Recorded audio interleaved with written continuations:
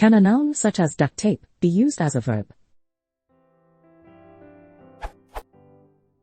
I found the phrase duct tape together in the following sentence of a Washington Post, June 21, article written by Chris Saliza under the title Gingrich Campaign Hit by More Departures. The sentence in question is a quote from Newt Gingrich's former spokesman, R.C. Hammond. "We are going to duct tape together one coalition of Americans after another that believes in his large, bold vision of change." As it was the first time that I came across duct tape being used in verb form, I consulted several dictionaries at hand and online dictionaries to check whether it can be used as a verb or not. None of them shows the usage of duct tape as a verb. For example, Wikipedia Free Encyclopedia simply defines it as N. Duct tape is cloth or scrim back pressure, sensitive tape often sealed with polyethylene. Audio English Net defines it. A white silvery adhesive tape intended to seal joints in sheet metal, ductwork but having many other uses.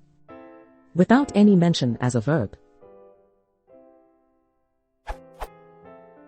Is it normal or taken for granted to use duct tape in verb form as quoted in the Washington Post article?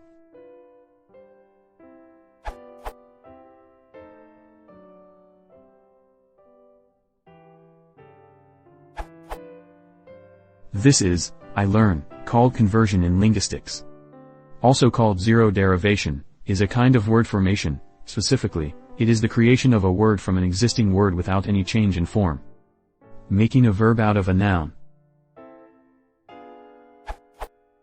Verbification, or verbing, is the creation of a verb from a noun, adjective or other word. In English, verbification typically involves simple conversion of a non-verb to a verb. The verbs to verbify and to verb are themselves products of verbification, see autological word, and, as might be guessed, the term to verb is often used more specifically, to refer only to verbification that does not involve a change in form. Verbing in this specific sense is therefore a kind of antimeria.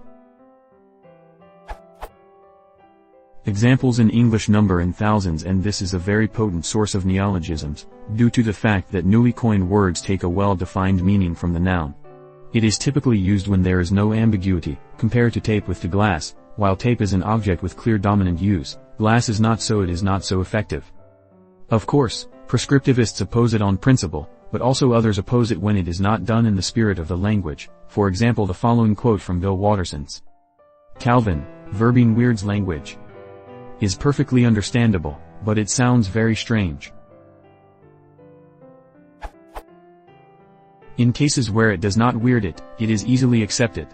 In your example, the way the noun tape was verbed into verb tape provides an established path for duct tape to follow.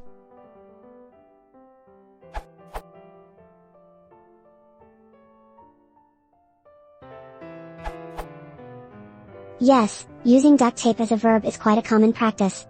In particular, you will frequently see it together with together as in your example, but there are other usages too.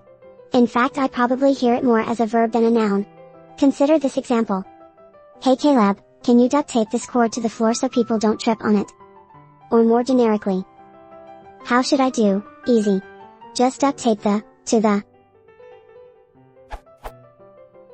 These likely fall in the realm of colloquial language, but are quite common, easily understood, and don't strike even a picky ear as out of place.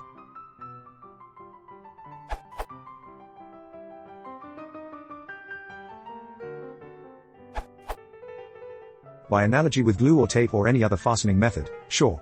As Unreason notes, nouns get verbed in English a lot. However, note that the verb form of a two-word noun takes a hyphen, duct tape, not duct tape. Tangent, it's not the verbing that weirds the language, it's the renounification. Marc LeBlanc.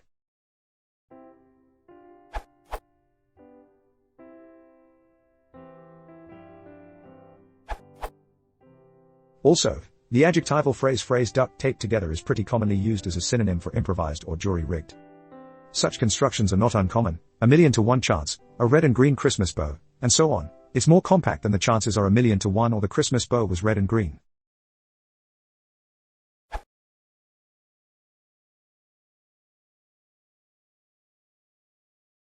This is what